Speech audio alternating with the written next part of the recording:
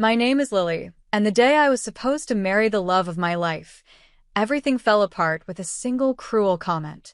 What happened next exposed secrets buried for 30 years and brought down an entire family empire. The moment I heard those words about my mother and turned around mid-aisle, I had no idea our lives were about to change forever. Drop where you're watching from today in the comments, hit that like button, and subscribe because this story will show you that sometimes walking away is the bravest thing you can do. The church was absolutely packed that morning. I could hear the whispers before I even stepped through those massive wooden doors. Everyone was talking about Daniel's family, about how wealthy they were, how polished, how perfect. And then there was us. My mom and me. The modest ones. The ones who didn't quite fit into their world of country clubs and designer labels. I squeezed my mom's arm as we stood at the entrance, waiting for our cue. She looked beautiful in her simple blue dress, the one she'd picked out from a department store sale rack. She'd been so excited about it, so proud. My heart swelled with love for her as the music began to play. The doors opened, and every head turned to watch us. I tried to keep my smile steady as we began our walk down that impossibly long aisle. The flowers were gorgeous, the candlelight was perfect, and Daniel stood at the altar looking handsome in his tuxedo. This was supposed to be the happiest moment of my life. That's when I heard it. Aiden's voice cut through the music like a knife. Daniel's brother, sitting in the third row with several of the groomsmen, leaned back with this smug expression on his face. His voice was loud enough to carry, intentionally so. That's her mother? Yikes. That explains her looks. Several bridesmaids behind him stifled awkward laughs. Some guests gasped softly, but most just stared, frozen in that horrible moment between shock and secondhand embarrassment. I felt my entire body go rigid. My mom's arm tensed under my hand, and I knew she'd heard it too. Every single word. The smile I'd been holding for the photographers crumbled. My vision blurred with tears I refused to let fall. Not yet. Not in front of all these people. I looked up at the altar, desperate to see Daniel's reaction. He looked confused, guilty, and absolutely terrified. But here's what broke my heart in that instant. He wasn't looking at me. He was looking at his family, specifically at his mother Vivian, who sat stone-faced in the front row. He looked like a little boy waiting to see if he was in trouble. That's when everything inside me shifted. I stopped walking. Right there, halfway down the aisle, I just stopped. The music continued playing for a few more bars before the organist realized something was wrong. The silence that followed was deafening. I turned around slowly, my hand still gripping my mom's arm, and I looked directly at Aiden. His smirk hadn't faded. He thought this was funny. He thought humiliating my mother at my wedding was entertainment. My voice came out steadier than I expected, even though my whole body was shaking. Mom, we're leaving. Now. The words echoed across the entire church. Gasps erupted from every direction. People stood up, craning their necks to see better. I heard the click and whir of cameras, phones being raised to capture this moment that would undoubtedly go viral within hours. Aiden's smirk finally faltered, but he still looked unbothered, like this was all somehow beneath him. Daniel started rushing down from the altar, nearly tripping over his own feet. Lily, wait, please don't. But before he could reach us, his mother Vivian stepped directly into our path. She was immaculate as always, her designer dress probably costing more than my mom's car. Her expression was cold, commanding, entitled. You cannot embarrass us like this, she said, her voice low but forceful. Get back up there. Both of you. I looked at this woman who had never once treated my mother with genuine kindness, who had made passive-aggressive comments about our humble background throughout the entire engagement, who had insisted on paying for the wedding because clearly we couldn't afford anything appropriate. Something in me snapped. Your family just humiliated my mother in front of everyone, I said, my voice rising. Your son sat there and insulted the woman who raised me, who sacrificed everything for me, and you want me to just ignore it? To get back up there and marry into this? More gasps rippled through the crowd. Vivian's face flushed with rage, but I didn't give her a chance to respond. I grabbed my mom's hand and pushed past Vivian, past Daniel, who was still stammering apologies that felt hollow and desperate, past the priest who awkwardly lowered his booklet with the ceremony readings he'd never get to finish. My mom was crying silently beside me as we rushed down that aisle, but she held her head high. We burst through those heavy doors and out into the bright sunlight. The church steps were suddenly swarming with photographers who had been waiting outside. Camera flashes exploded in my face. I finally let myself break down.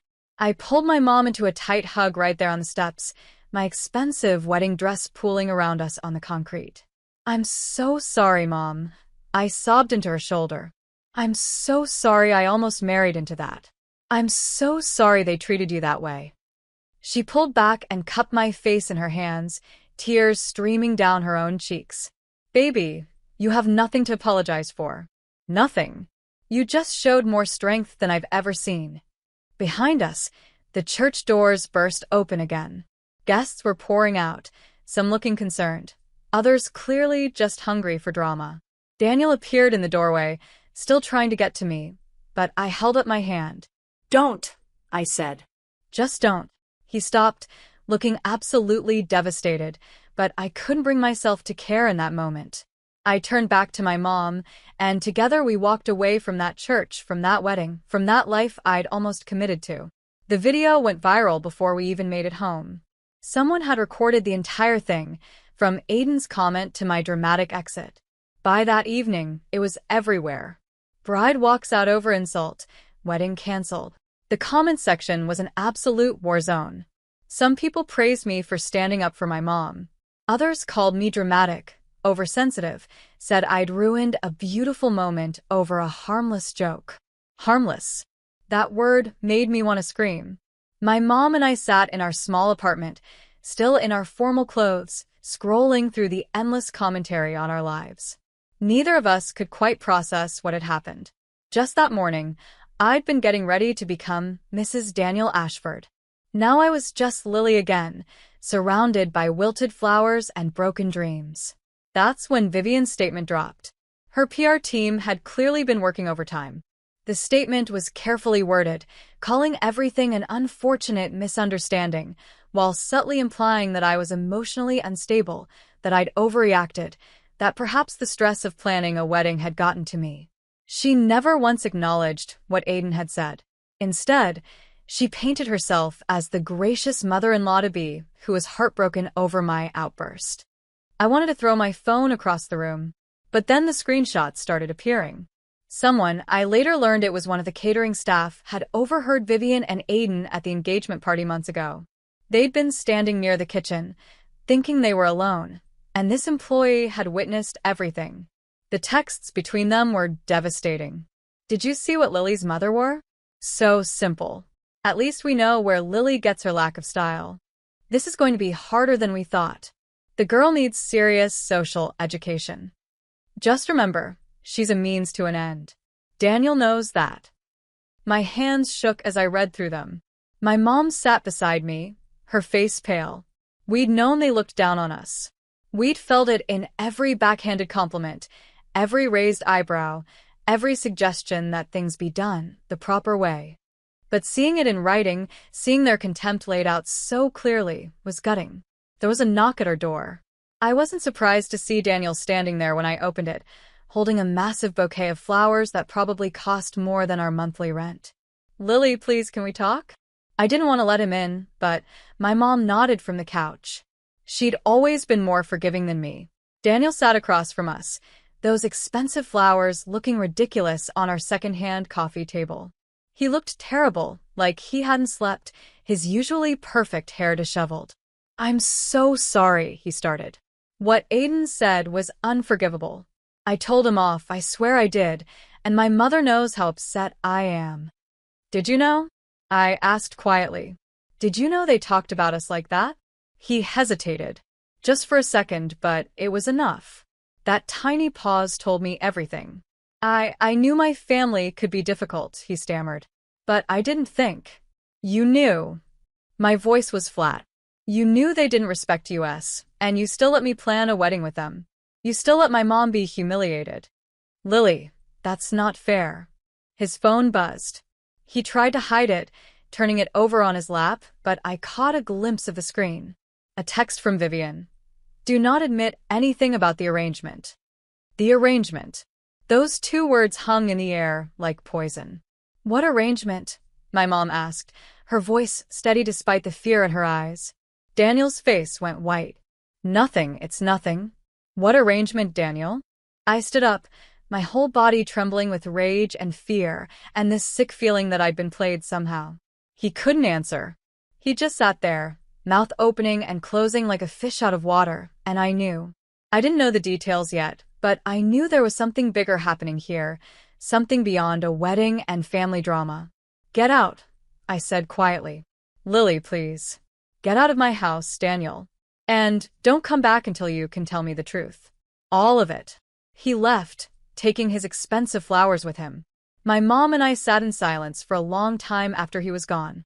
While we were processing everything, Aiden was busy making things worse. He posted on social media that same night, "Some people can't handle jokes. Guess we dodged a bullet, lol." The comments were vicious. Half the internet went after him, calling him out for his cruelty. But the other half agreed with him, saying my mom and I were too sensitive, that we couldn't take a joke, that we were clearly beneath their family.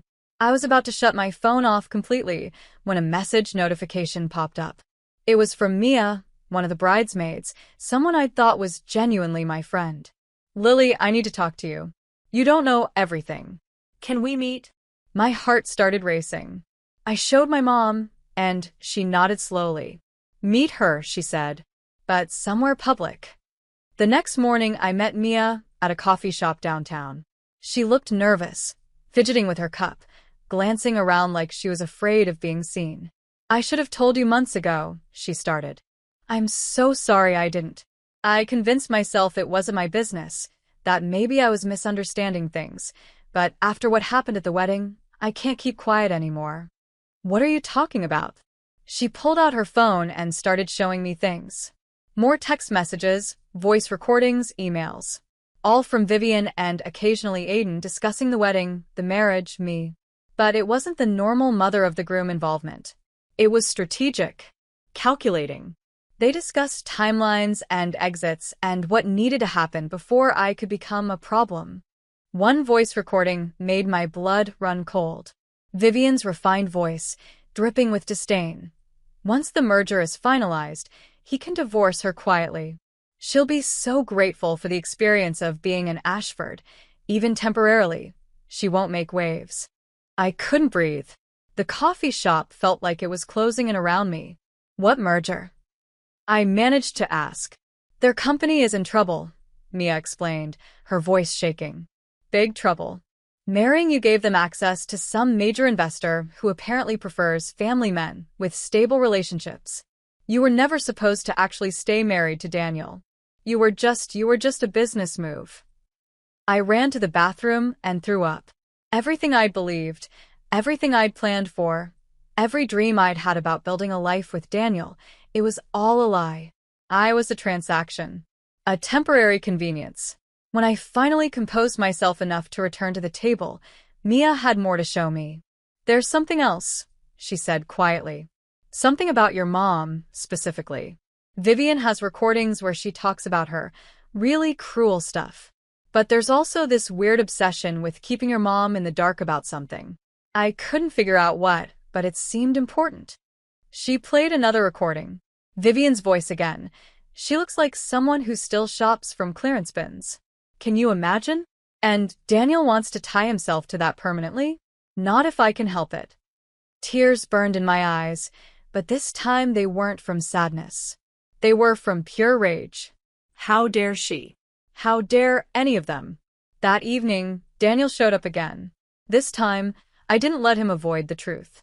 Tell me about the merger, I said as soon as he walked through the door.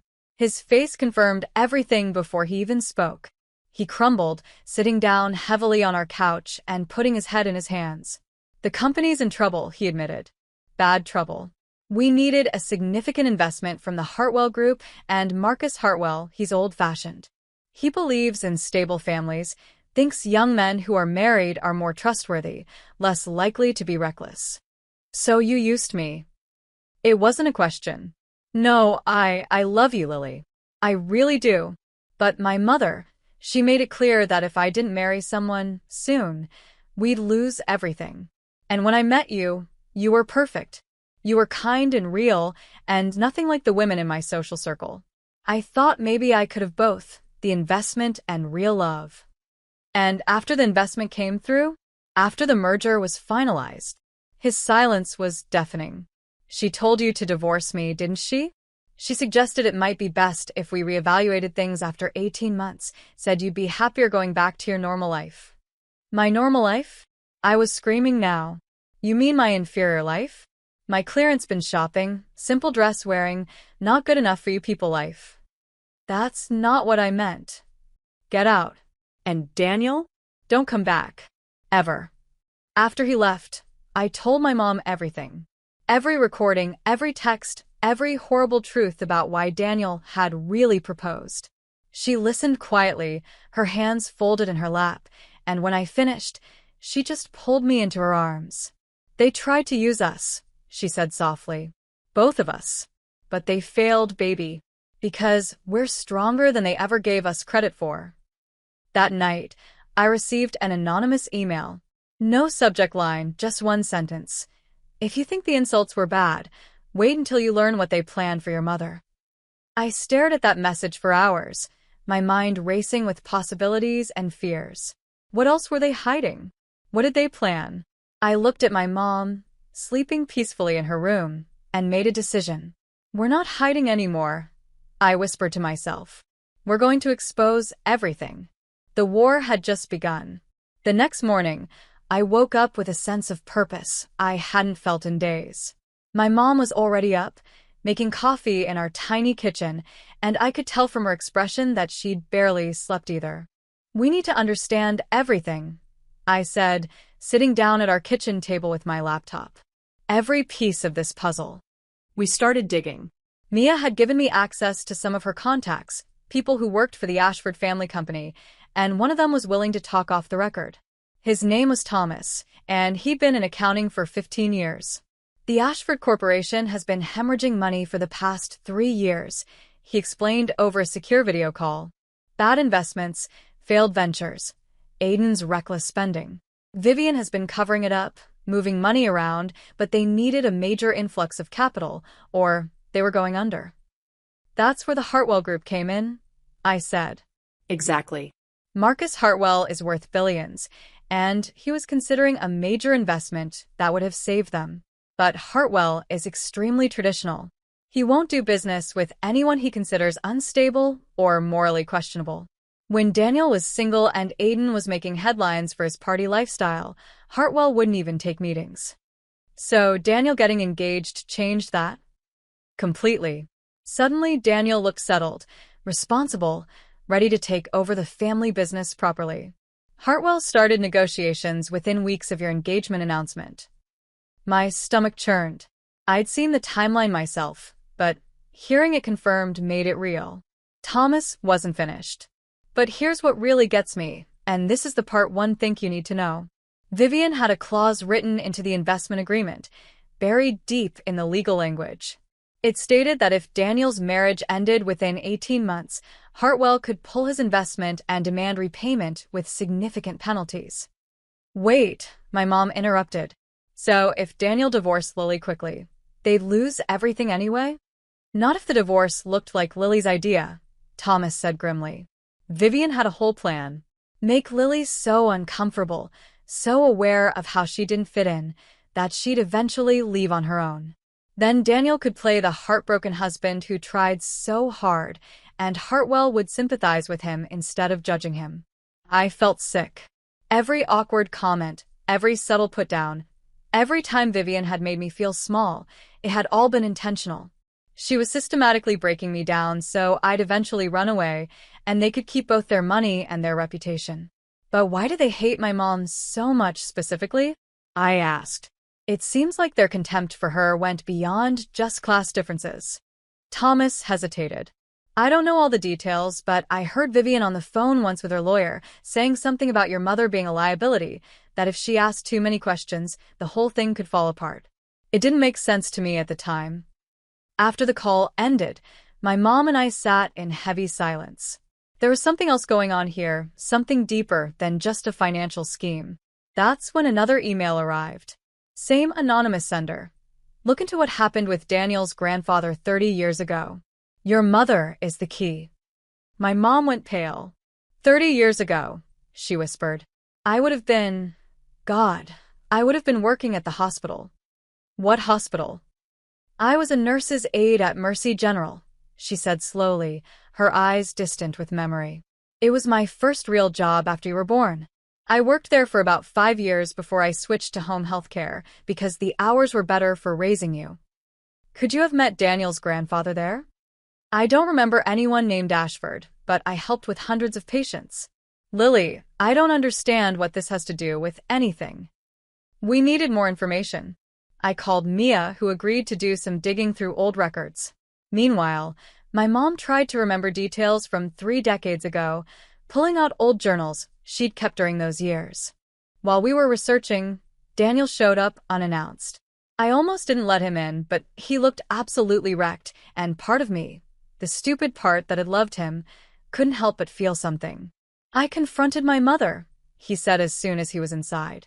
I went to the house and demanded she tell me the truth about everything. And she didn't even try to deny it. She just looked at me like I was stupid for being surprised. His voice cracked. She told me, and I quote, "You are always going to marry someone useful. Your feelings are irrelevant. That's how this family survives." My mom made a soft sound of sympathy, but I stayed hard. What else did she say?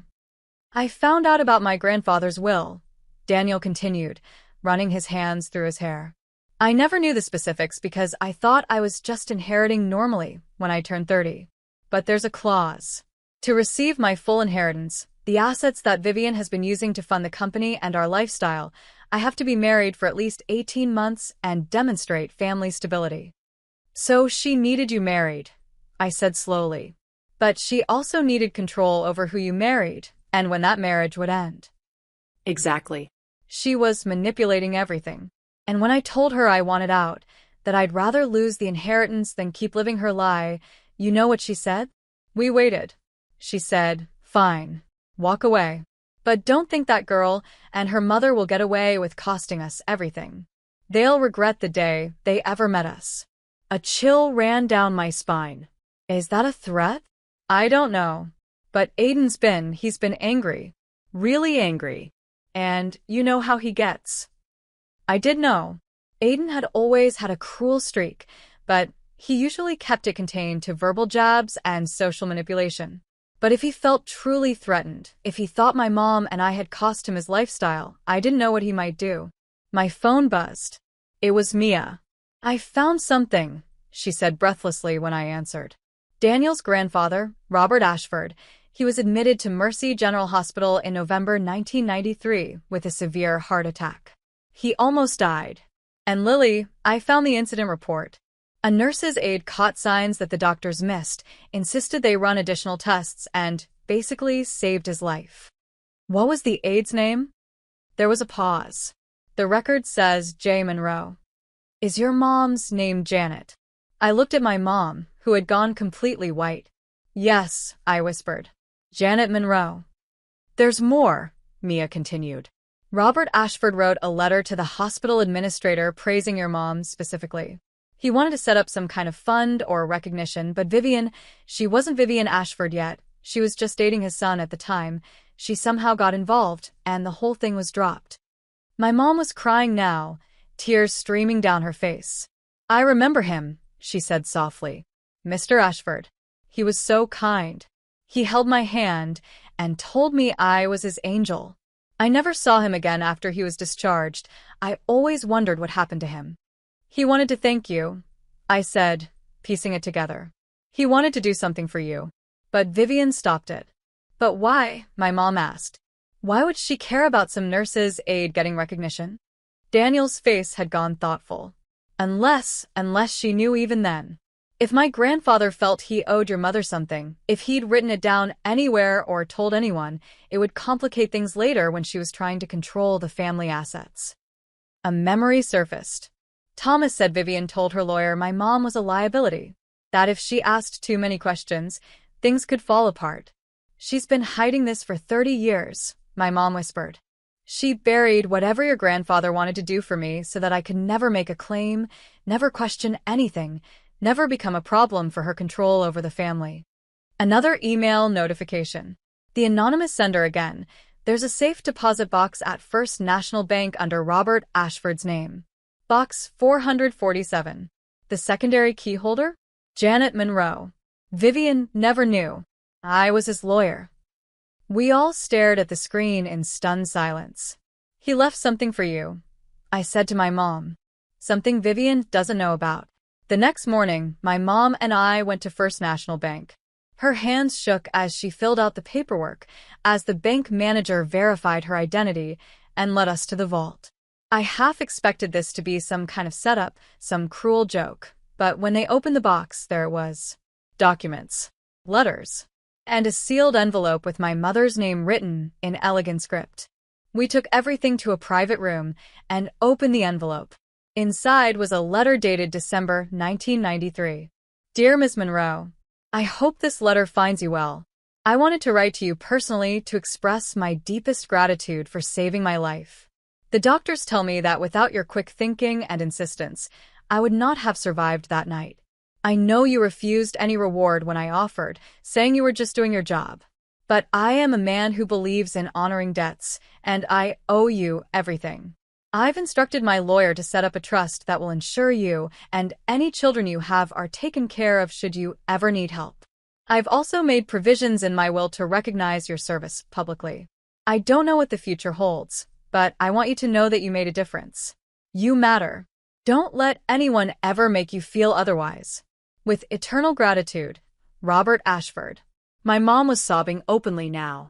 I held her as she clutched the letter.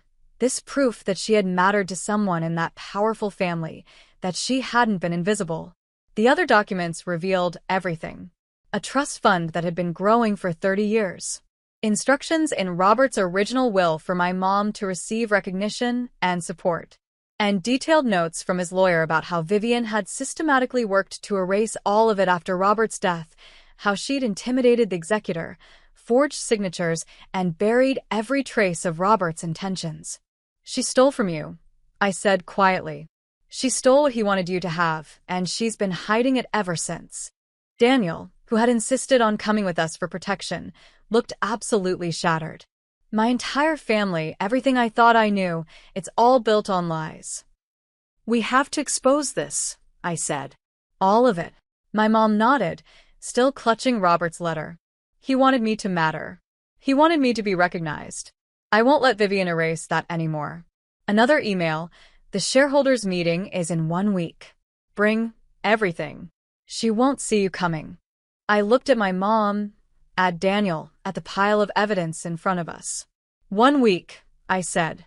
We have 1 week to build our case and take her down. The clock was ticking. The week before the shareholders' meeting was the most intense of my life. My mom and I barely slept, spending every waking hour organizing evidence, contacting witnesses, and building our case. Our small apartment transformed into a war room, with documents covering every available surface and sticky notes mapping out timelines on the walls. Mia became our invaluable ally, bringing over more evidence she'd carefully collected over the months she'd suspected something was wrong. She'd felt sick at my wedding, she explained, watching how my mom was treated, knowing what she knew about Vivian's plans. I should have told you sooner, she said for the 100th time. I'm so sorry. You're telling me now, I replied. That's what matters. We gathered statements from former employees who'd witnessed Vivian's manipulations over the years. Thomas connected us with other people from the company who'd been threatened or intimidated into silence. The picture that emerged was of a woman who'd built an empire on lies, forgery, and systematic emotional abuse. But the evidence about my mom, about Robert Ashford's wishes being deliberately buried, that was the key. It wasn't just about business fraud anymore. It was about a personal betrayal that had lasted 3 decades. Harold, Robert's former lawyer who'd been our anonymous source, finally agreed to meet with us in person. He was elderly now, his hands shaking slightly as he handed over more documents. "I've felt guilty for 30 years, he admitted. "Robert made me promise to look after your mother, to make sure his wishes were honored. But Vivian, she was relentless. She threatened my practice, my reputation, my family. I was a coward, and I'm sorry. You're helping now," my mom said gently, taking his weathered hand. "That's what matters." He smiled sadly. "Robert would be so proud of you both. He always said you had a warrior's heart, Miss Monroe. He saw it that night in the hospital." While we prepared, Vivian was busy with her own damage control. She launched a massive PR campaign painting me as an unstable woman who couldn't handle the pressure of marrying into a prominent family. Articles appeared in society magazines analyzing my breakdown at the wedding. Anonymous sources, clearly Vivian's friends, gave quotes about how concerned everyone had been about my emotional state. The comments sections were brutal. Half the internet had decided I was a gold digger who'd gotten cold feet when I realized I couldn't handle high society. The other half defended me, but their voices were getting drowned out by Vivian's well-funded PR machine. Then the anonymous source, Herald, leaked something that changed the narrative overnight. Financial documents showing irregularities in the Ashford Corporation's accounts. Nothing that proved fraud outright, but enough to raise questions. Suddenly, the press started sniffing around Vivian's perfect facade. Daniel was going through his own transformation. He'd moved out of the family mansion and was staying in a modest hotel room, cut off from his family's money since he'd refused to play along with their schemes. He'd show up at our apartment every day to help with the investigation, looking more exhausted each time. "I keep thinking about all the signs I missed," he said one evening, sorting through documents. "All the times my mother manipulated situations, all the cruel comments she made that I brushed off as her being old-fashioned. I should have protected you both." "You're protecting us now," I said, though part of me was still too hurt to fully forgive him. "That counts for something." 3 days before the shareholders' meeting, Aiden escalated things. He sent a voice message to my phone, his words slurred from drinking but the threat crystal clear. "You think you're so smart, ruining my family's reputation? You have no idea who you're dealing with. My mother owns half this city. She'll destroy you. She'll destroy your pathetic mother. And nobody will care because nobody cares about people like you." I saved the recording immediately and sent it to Harold. It was more evidence of the Ashford family's true nature, but it was also genuinely frightening. Aiden wasn't known for his self-control, and I worried about what he might do if he felt truly cornered. "Maybe we should hire security," my mom suggested nervously. "With what money?" asked, but Daniel overheard. "I'll take care of it," he said quietly. "Let me do this one thing." He hired a security company to watch our apartment and escort us when we went out. It felt surreal, needing protection from the family I'd almost married into. The night before the meeting, my mom had a breakdown. She sat at our kitchen table, surrounded by papers, and just started crying. Not the quiet tears she'd shed when reading Robert's letter, but deep, wrenching sobs that shook her whole body.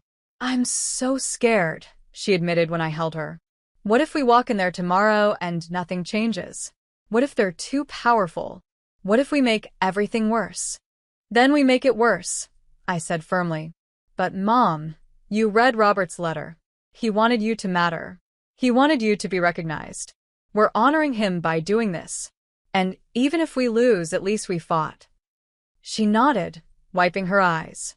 "You're so much braver than I ever was." "I learned from you," I said, squeezing her hand. "Everything strong in me, I got from you." That night, I couldn't sleep. I kept going over our plan, checking and rechecking our evidence binders, making sure we had everything perfectly organized. The shareholders' meeting would be packed with some of the most powerful people in the business world. We'd have one chance to make our case. At 3 in the morning, another email arrived. "Vivian knows you're coming. She's planning a counterattack. Be ready for anything." My heart sank. Of course she knew. She probably had spies everywhere, people reporting back to her about our movements and preparations. She'd had a week to plan her defense. "Let her plan," I muttered to myself, pulling up the video file of Aiden's threatening voice message. "We've got the truth." That has to count for something. The morning of the shareholders' meeting dawned cold and gray, matching my nervous mood. My mom and I dressed carefully, choosing outfits that were professional but also authentically us. We weren't going to pretend to be society ladies. We were going to walk in there as exactly who we were. Daniel met us outside the corporate building. He looked terrible, like he'd been up all night too, but his eyes were determined. "Ready?" he asked. "No," I admitted. "But we're doing this anyway." The three of us, plus Harold and Mia, walked into that glass tower together. Security tried to stop us at first, but Harold had legal authority as Robert's former lawyer, and he'd made sure we were on the official visitor list. We could see the confusion on their faces. Someone had clearly told them to watch for us, but they couldn't legally refuse us entry. The elevator ride to the top floor felt like it took an eternity. My mom's hand was ice cold in mine. Mia kept checking her bag to make sure she had all the flash drives with the electronic evidence. Daniel stared at the floor numbers ticking by, his jaw clenched. When the elevator doors opened, we could hear the meeting already in progress. Vivian's voice carried down the hallway, smooth and confident, discussing quarterly projections like she didn't have a care in the world. Harold pushed open the conference room doors. The room was enormous, with floor-to-ceiling windows overlooking the city. About 30 people sat around a massive table, all of them turning to stare at our dramatic entrance. And there, at the head of the table, was Vivian. She looked immaculate as always, her designer suit probably costing more than my yearly salary. But when she saw us, when her eyes landed on my mom, her face drained of color. Just for a second, I saw pure panic flash across her features before she recovered. "What is the meaning of this?" she demanded, standing up. "This is a private shareholders' meeting. Security." "They're with me," Harold said calmly, his elderly voice carrying surprising authority. "And as Robert Ashford's former attorney and a shareholder myself, I have every right to bring relevant parties to discuss matters of corporate governance and ethics." Murmurs rippled through the room. Several board members looked between Vivian and Harold with obvious confusion and interest. "This is highly irregular," Vivian started. "What's irregular?" Daniel interrupted, his voice stronger than I'd ever heard it. "Is the systematic fraud my mother has committed against this company, against our family, and against innocent people for the past 30 years. The room erupted. Everyone started talking at once. Vivian's face transformed from shock to rage, and I could see her calculating, trying to figure out how to regain control. "Daniel, sit down," she commanded. "You're clearly not thinking straight. That woman has manipulated you." "That woman," I said loudly, stepping forward, "saved your father-in-law's life. And you've spent 30 years making sure she never received the recognition or support he wanted her to have." I nodded to Mia, who started distributing binders to everyone at the table. Inside was everything, organized chronologically. Robert's letter, the hospital records, the buried will provisions, the trust fund documents, evidence of Vivian's forgeries, statements from witnesses, financial irregularities, the works. "What you're holding," Harold explained as people began to flip through the pages, "is evidence that Vivian Ashford has systematically violated Robert Ashford's explicit wishes, forged legal documents, embezzled from a trust, and built her entire position in this company on lies and intimidation." Vivian slammed her hand on the table. "This is slander. I will sue every single person in this room." "With what money?" Daniel asked quietly. "The money you stole from Lily's mother? The company funds you've been misappropriating? The investment from Marcus Hartwell that you obtained through fraud?" One of the board members, an older man I didn't recognize, held up the binder. "Are these documents authenticated?" "Every single one," Harold confirmed. "I've worked with forensic accountants and document specialists over the past week. Everything is verified and ready to be handed over to regulatory authorities, if necessary." "This is ridiculous," Vivian said, but her voice had lost its commanding edge. She looked around the table, trying to find allies, but everyone was staring at the evidence in front of them with various expressions of shock and concern. That's when my mom stood up. She'd been so quiet that everyone had almost forgotten she was there, but now she moved to the front of the room, holding Robert's letter in her trembling hands. "My name is Janet Monroe," she said, her voice soft but clear. 30 years ago, I was a nurse's aide at Mercy General Hospital. I helped save Robert Ashford's life.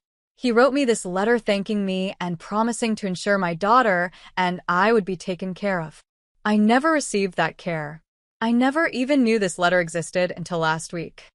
She held up the letter so everyone could see it. For 3 decades, I've worked 2 and sometimes 3 jobs to support my daughter. I've struggled and sacrificed and done everything I could to give her a good life. And the entire time, there was money, recognition, and support that someone's father wanted me to have, but that woman, she pointed at Vivian, buried it all so she could maintain her control. She's lying, Vivian insisted, but she couldn't take her eyes off the letter. That could be forged. It's not, Harold said firmly. And I can prove it, because I witnessed Robert signing it. I watched him put it in that safe deposit box with your mother's name as the secondary key holder. I've carried the guilt of not protecting his wishes for 3 decades, and I won't stay silent anymore. One of the board members stood up. I move for an immediate suspension of Vivian Ashford pending a full investigation into these allegations. Second, another voice said. This is absurd. Vivian shouted. I've run this company for years. I've made you all rich. You're going to throw that away based on some sob story and convenient documents that suddenly appeared. The documents have been authenticated, the first board member said coldly. And frankly, Vivian, we've had questions about certain financial irregularities for months. This just confirms our concerns. Vote, someone else called. Hands went up around the table. One by one, board members voted to suspend Vivian pending investigation. Her face went from red to white, her carefully maintained composure finally shattering. You're all fools, she hissed. That woman and her daughter are nothing. They're beneath us. This entire circus is because of a bride who couldn't handle a simple joke at her wedding. A joke. My mom's voice cut through the room like a knife, and everyone turned to look at her. She was standing taller now, her fear replaced with righteous anger. Your son called me ugly at my daughter's wedding. You've mocked my clothes, my job, my life. You've treated both of us like we weren't good enough to breathe the same air as you. And why? Because we don't have money? Because we're not from your social circle? Your husband's father thought I was worthy of respect and recognition. The difference between him and you is that he knew money doesn't make someone matter. Character does. And you have none. The room was absolutely silent. Even Vivian seemed stunned into speechlessness. That's when security appeared at the door. But they weren't there for us.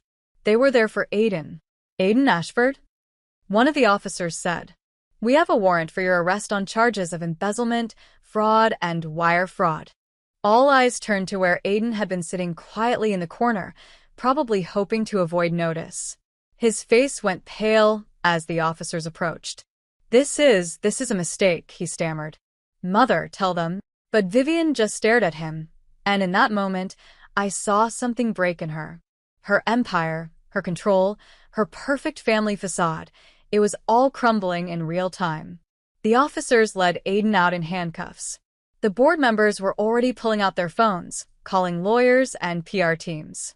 Harold was calmly explaining next steps to several concerned-looking people. And Vivian? She just stood there, watching everything she'd built fall apart. When she finally looked at my mom, there was something almost like recognition in her eyes. Not respect, maybe never respect, but at least acknowledgement that she'd underestimated us. This isn't over, she said quietly. Yes, my mom replied, her voice steady. It is. As we left that conference room, I felt like I could finally breathe. We'd done it. We'd walked into the heart of their power and exposed the truth. The legal battles weren't over, I knew that. There would be investigations and trials, and probably more media attention. But we'd taken the first step. Outside the building, reporters were already gathering, news of the dramatic shareholders' meetings spreading fast. My mom and I stood on those steps, holding hands, and for the first time in weeks, we both smiled. Your grandfather would be proud, I said to Daniel, who'd followed us out. He nodded, tears in his eyes. I think he'd be most proud of you too. You're the ones who honored his memory. We walked away from that building together, leaving Vivian and her empire behind. The story wasn't finished. I knew there were more chapters to come. But in that moment, standing in the cold morning air with my mom's hand in mine, I felt something I hadn't felt since that day at the altar. I felt free. And I knew, no matter what came next, we'd face it together. The media explosion after the shareholders' meeting was unlike anything I could have imagined. Within hours, every major news outlet was covering the story. Ashford family empire built on fraud and forgery dominated headlines. My phone wouldn't stop buzzing with interview requests, messages from people claiming to have their own stories about Vivian, and, surprisingly, support from strangers around the world. My mom and I sat in our apartment that evening, watching the news coverage in stunned silence.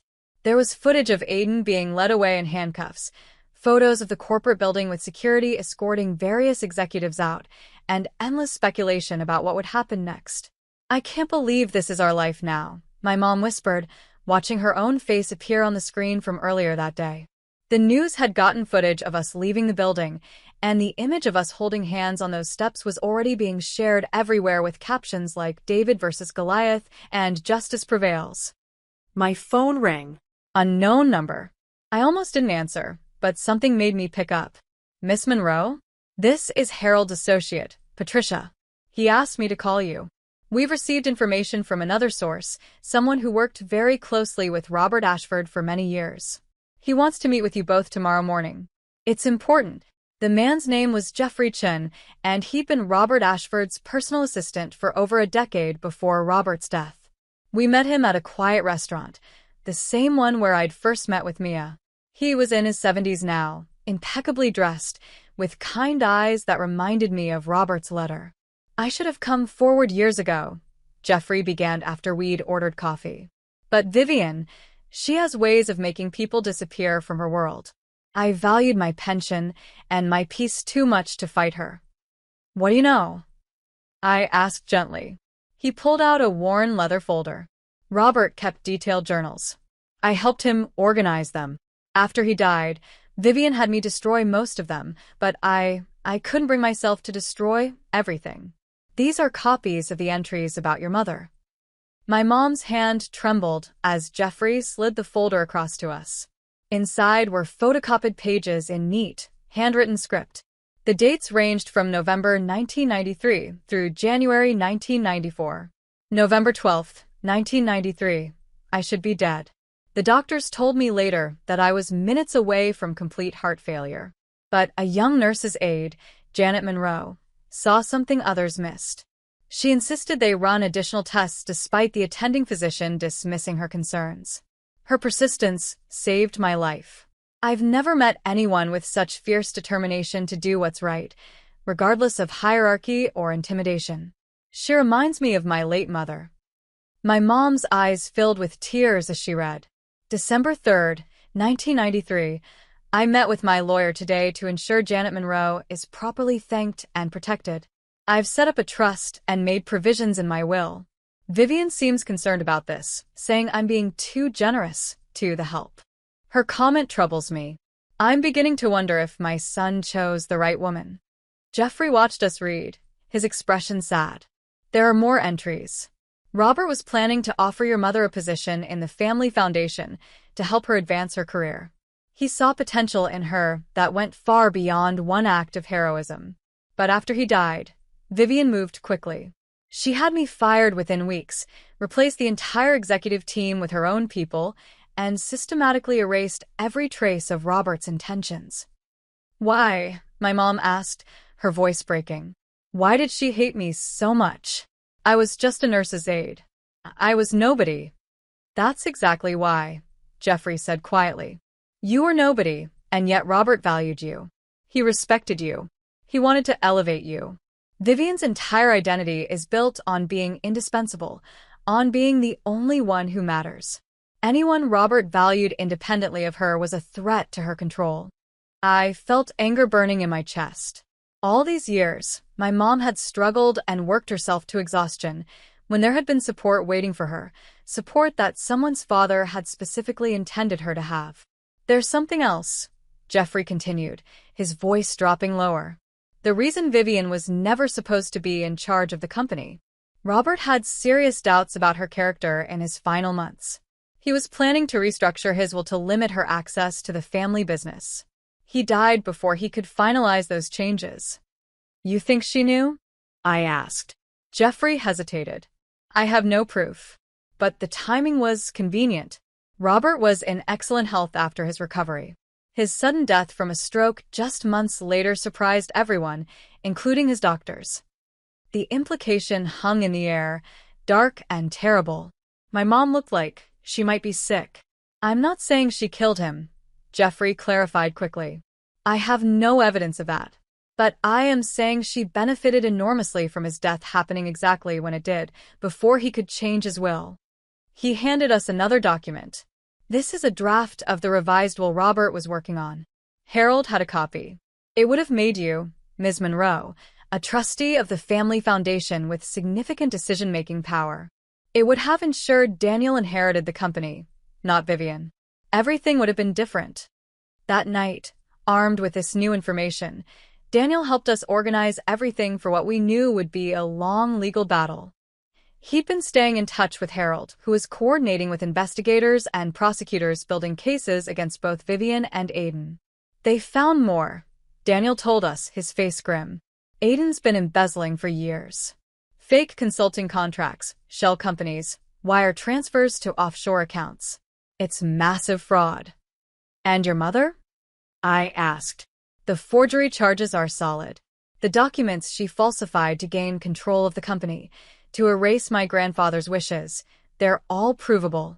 Harold kept copies of everything, thank God." As we worked, I noticed my mom becoming increasingly quiet. Finally, around midnight, she excused herself to her room. I found her sitting on her bed, holding Robert's letter. "I keep thinking about what could have been," she said when I sat beside her. "If Vivian hadn't buried everything, if Robert's wishes had been honored, your whole life could have been different. You could have had opportunities, education, connections." "Mom, I like my life. I like who I became because of how you raised me. But you shouldn't have had to struggle so much. I shouldn't have had to work 3 jobs. There was help available, and she stole it from us." Her voice broke. "He remembered me, Lily.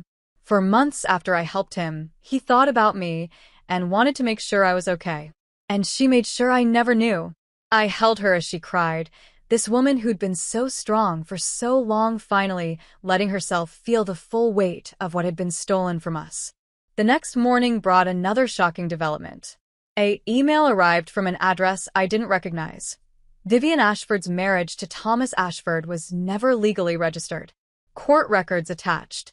She's been committing fraud for over 30 years. The attached documents were explosive. Vivian and Daniel's father had apparently gone through a wedding ceremony, but the marriage license had never been properly filed. Whether this was intentional or an oversight, the result was the same. Vivian had been presenting herself as Thomas Ashford's legal wife for decades without actually being married to him. "This changes everything," Harold explained when we called him immediately. "If she was never legally married to Thomas, she has no legitimate claim to any of the family assets she's been controlling. Everything she's done, every decision she's made, it's all been fraudulent." Daniel looked absolutely shattered. "My entire family is a lie," he said quietly. "Every single thing I thought I knew is built on deception." "Not everything," my mom said gently. "Your grandfather was a good man. You carry his legacy, not hers." The investigation moved quickly after that. With Jeffrey's testimony, Harold's documentation, and the new evidence about Vivian's fraudulent marriage, prosecutors had enough to bring serious charges. Vivian was arrested at her mansion, the footage playing on every news channel. She looked smaller somehow, her usual commanding presence diminished as she was led away. But even facing criminal charges, Vivian remained defiant. Through her lawyers, she released a statement claiming she was the victim of a conspiracy, that my mom and I had manipulated Daniel to gain access to the family fortune. It was absurd given all the evidence, but some people believed it. The internet was divided, with some calling us heroes and others calling us opportunists. Aiden, meanwhile, was busy trying to save himself. Facing serious prison time, he agreed to testify against Vivian in exchange for a reduced sentence. The details that emerged were damning. He described how Vivian had deliberately isolated Daniel, controlled every aspect of his life, and viewed people as tools to be used and discarded. She told me the night before the wedding that Lily was temporary. Aiden admitted in his deposition, which was leaked to the press. She said we just needed the marriage to last long enough to secure the investment, then Daniel could quietly divorce her and marry someone more suitable. When I made that comment at the wedding, I was just following her lead. She'd been mocking Lily's mother for months in private. Reading that deposition, I felt vindicated but also sad. This family had been so twisted by Vivian's manipulations that even basic human decency had been lost. The follow-up shareholders meeting happened 2 weeks later, and this time it was even more intense than the first. The board had completed their preliminary investigation, and what they'd found was damning enough that they'd called for a complete restructuring of company leadership. My mom and I prepared carefully for this meeting. We weren't just witnesses anymore. Harold had arranged for us to be present as parties with legal standing due to the trust Robert had established. The trust, which had been growing for 30 years, was now worth a substantial amount. Enough to change our lives completely. I don't want their money, my mom kept saying. I just want Robert's memory honored. It's not their money, I reminded her. It's yours. He wanted you to have it. Taking it isn't being greedy, it's accepting a gift from someone who valued you. The conference room was even more crowded this time, with lawyers, investigators, and media representatives allowed to observe. Vivian wasn't there. She was out on bail but had been barred from company property. Her lawyer sat in her place, looking deeply uncomfortable. Daniel spoke first. I want to address the board and the shareholders. My grandfather built this company on principles of integrity and fairness. My mother violated every one of those principles. I'm formally requesting that all of her actions as CEO be reviewed and, where appropriate, reversed. I'm also requesting that the provisions my grandfather made for Janet Monroe be fully honored and executed. The head of the board, Richard Castellano, nodded gravely. We've completed our review of the documents provided by Mr. Chun and Mr. Harold. The evidence is clear that Vivian Ashford systematically defrauded this company, manipulated corporate governance, and violated fiduciary duties for personal gain. He turned to look at where we sat. Ms. Monroe, on behalf of this board and this company, I want to offer you a formal apology. You were wronged in the most fundamental way. Robert Ashford's wishes regarding your welfare were deliberately buried, and we take responsibility for not discovering this sooner. My mom nodded, tears streaming down her face, but she didn't speak. She couldn't. Furthermore, Castellano continued, we're establishing the Robert Ashford Memorial Foundation in your honor, dedicated to supporting healthcare workers who demonstrate exceptional character and dedication. You'll serve as the founding trustee if you accept. I accept, my mom managed to say. Thank you. Then it was my turn. I stood up, holding the binder of evidence we'd compiled. I want to address something that's been lost in all the legal discussion. Vivian Ashford didn't just commit fraud. She engaged in systematic emotional abuse. She targeted my mother and me specifically, not just because we were inconvenient to her plans, but because she genuinely believed we were beneath her. Less than. Unworthy. I could see several board members shifting uncomfortably. Good. They should be uncomfortable. She mocked my mother's clothes, her job, her entire life. She manipulated her son into using me as a pawn in a business deal. And when we had the audacity to stand up for ourselves, she tried to destroy us. That's not just fraud. That's cruelty. And everyone in this room who knew what she was like and said nothing bears some responsibility. The room was silent. Even the lawyers had stopped shuffling papers. My grandfather, Daniel said, standing up beside me, saw in Janet Monroe what his wife refused to see. Genuine goodness. Character. Integrity. He wanted to honor that. This board has a chance now to do what should have been done 30 years ago. Don't waste it. The vote to remove Vivian permanently and void all her corporate decisions was unanimous. The vote to install Daniel as interim CEO, with significant oversight, passed with only one dissension. The vote to fully execute Robert's trust and establish the foundation passed without opposition. As we left that meeting, reporters swarmed us on the steps. This time, my mom was ready. She stopped, turned to the cameras, and spoke clearly. I was a young nurse's aide 30 years ago, just trying to do my job and do it well. Robert Ashford saw that, valued that, and wanted to support it. His wife spent 3 decades making sure I never knew. But the truth has a way of coming out. To anyone watching who's ever been made to feel less than, who's ever been told they don't matter, remember this. Your worth isn't determined by people who can't see it. It's determined by you. The clip went viral within hours. #YourWorthIsYours started trending. Messages poured in from around the world, people sharing their own stories of being underestimated or dismissed. But not everyone was celebrating. That evening, I received a threatening message from an unknown number. You think you've won?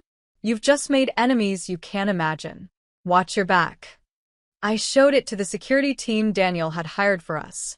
They took it seriously, increasing our protection and notifying the police. But I couldn't shake the feeling that this wasn't over, not really. 2 days later, Vivian's lawyer requested a meeting. My mom and I, with Harold present, met him at a neutral location. He looked exhausted, like he'd been battling an impossible client. Mrs. Ashford wants to offer a settlement, he began. A substantial financial payment in exchange for dropping all civil claims. No, my mom said immediately. This isn't about money. She also wants to make a public apology. She's incapable of genuine apology, I interrupted. This is just damage control. The lawyer sighed. Between you and me, you're right. But I'm obligated to present the offer. She's desperate. The criminal charges are serious enough that she's looking at significant prison time. She's trying to mitigate the civil damages, so her legal defense doesn't completely bankrupt her. Tell her, my mom said firmly, that the only thing I want from her is for her to admit publicly what she did. Not some carefully worded statement from lawyers. I want her to look into a camera and tell the truth about how she buried Robert's wishes and why. She'll never do that. Then we have nothing to discuss. As we left, I felt proud of my mom. The woman who used to apologize for taking up space was now demanding truth and accountability. Vivian's trial began on a cold morning in March. The courthouse was surrounded by media, protesters both for and against her, and curious onlookers. My mom and I attended every day of the proceedings, sitting quietly in the gallery, bearing witness to justice finally being served. The prosecution built their case methodically. They presented the forged documents, the witness testimonies from Jeffrey and others, the financial records showing systematic fraud. Harold testified about Robert's original wishes and how Vivian had threatened him into silence. Daniel testified about his mother's manipulation and control, his voice breaking several times as he detailed the emotional abuse he'd endured. And then Aiden took the stand. Watching him testify against his own mother was surreal. He looked diminished in his prison jumpsuit, his usual arrogance completely gone. The prosecution walked him through everything: the embezzlement, the threats Vivian had made to various people, the way she'd orchestrated the entire scheme with my wedding. "Why did you make that comment at the wedding?" the prosecutor asked. "My mother told me to," Aiden admitted. Not those exact words, but she'd been complaining about Lily's mother for weeks. She said someone needed to put them in their place, remind them they were marrying up. I thought I was doing what she wanted. And when the bride walked out, Mom was furious. Not at me, at them. She said they'd ruined everything, that they'd cost us millions. She started planning how to discredit them, how to spin the story. She was obsessed. Vivian's lawyer tried to discredit Aiden's testimony, painting him as an unreliable witness trying to reduce his own sentence. But the documented evidence supported everything he said. The texts, the emails, the financial records, they all corroborated his story. When Vivian finally took the stand in her own defense, I saw my mom sit up straighter. This was the moment we'd been waiting for. Vivian was composed, elegant even in the courtroom. She denied everything with a calm certainty that was almost impressive. The forgeries? Administrative errors. The buried trust? She'd never known about it. Robert's wishes? She'd honored them to the best of her knowledge. Mrs. Ashford, the prosecutor said, pulling out Robert's journal entries, your father-in-law wrote that you seemed troubled by his generosity toward Janet Monroe. What was your response to his plans? I don't recall that specific conversation. You don't recall telling him he was being too generous to the help. I would never use such language. Yet Jeffrey Chin testified that you said exactly that. Mr. Chun is mistaken or lying. It went on like that for hours. Vivian had an explanation for everything, a defense against every accusation. But as the prosecution methodically dismantled each defense with documented evidence, I could see the jury's expressions hardening. The moment that broke her came unexpectedly. The prosecutor played a recording that had been found on Aiden's phone, a voicemail Vivian had left him the night after the wedding. Her voice crackled through the courtroom speakers. They humiliated us, and they'll pay for it. That woman and her nobody daughter think they can embarrass the Ashford family? I'll destroy them. I'll make sure everyone knows what they really are, opportunistic social climbers who trapped Daniel. By the time I'm done, they'll wish they'd never heard our name. The venom in her voice was shocking. Several jurors actually flinched.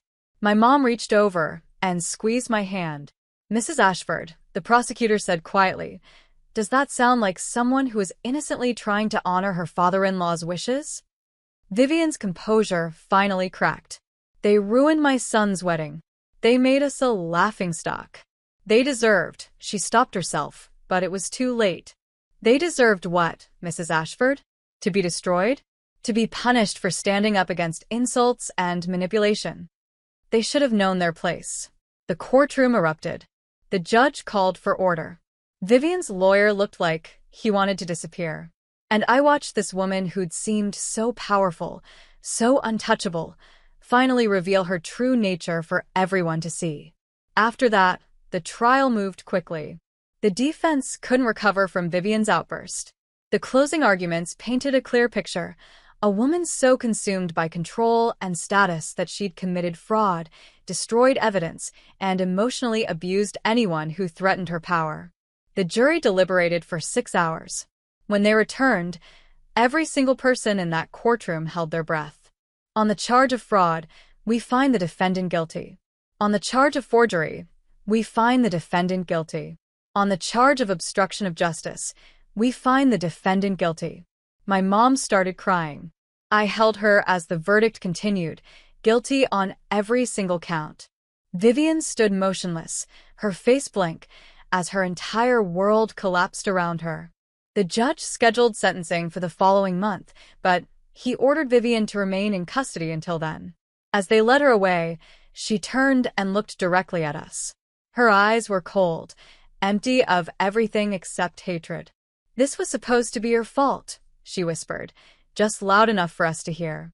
My mom stood up, her voice calm and clear. It never was.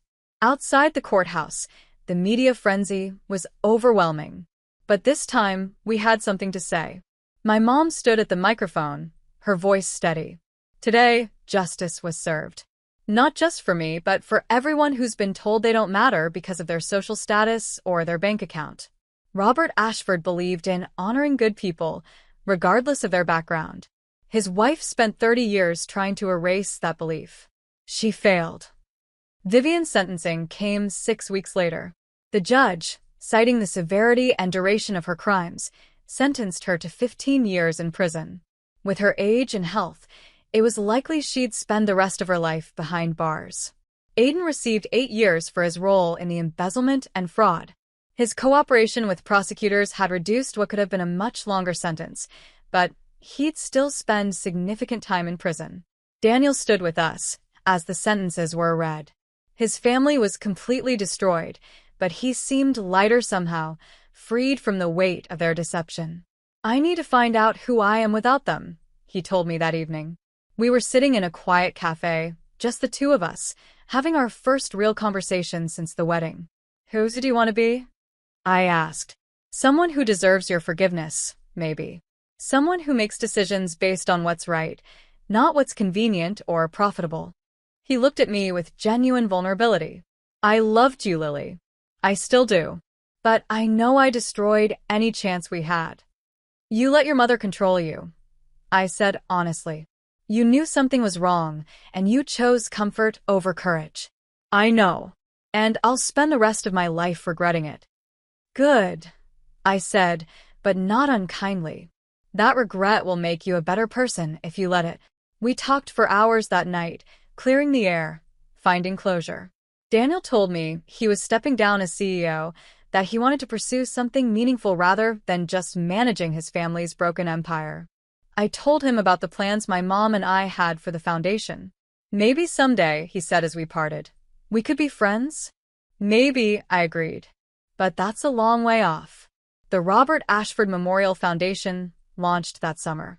My mom threw herself into the work, interviewing candidates for scholarships, designing programs to support healthcare workers, and sharing her story with anyone who would listen.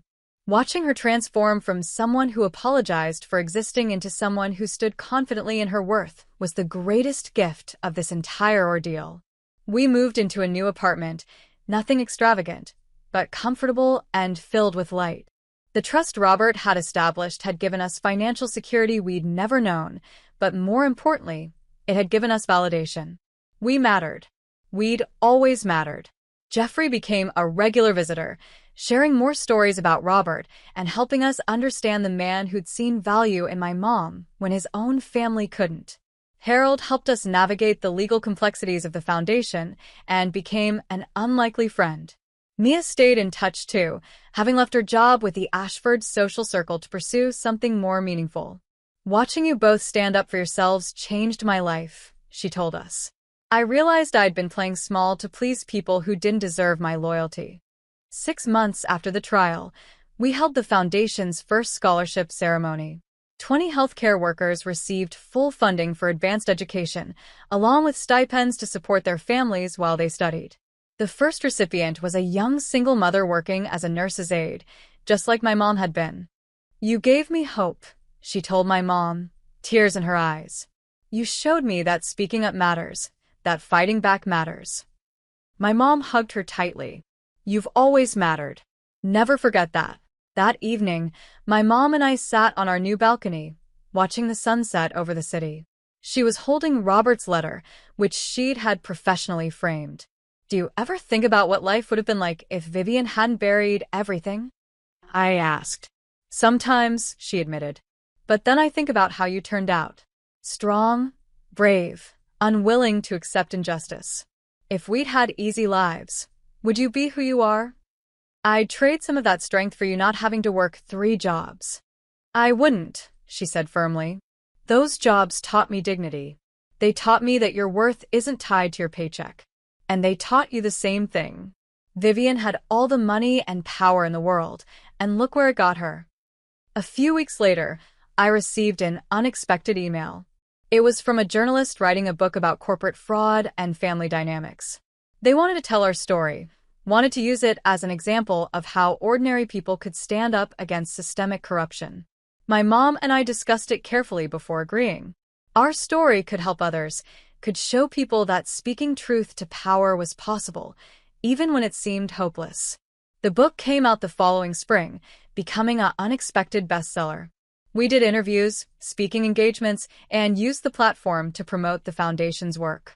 Everywhere we went, people thanked us for being brave, for not backing down, for proving that dignity and character matter more than wealth or status. But the most meaningful moment came on what would have been my first wedding anniversary. Instead of being married to Daniel, I was at a community center with my mom, teaching a workshop on recognizing and standing up to emotional manipulation. A woman in her 50s approached us afterward, crying. I've been in a relationship where I'm constantly told I'm not good enough, that I should be grateful for someone successful paying attention to me. Your story made me realize I deserve better. I'm leaving him. My mom held her hands.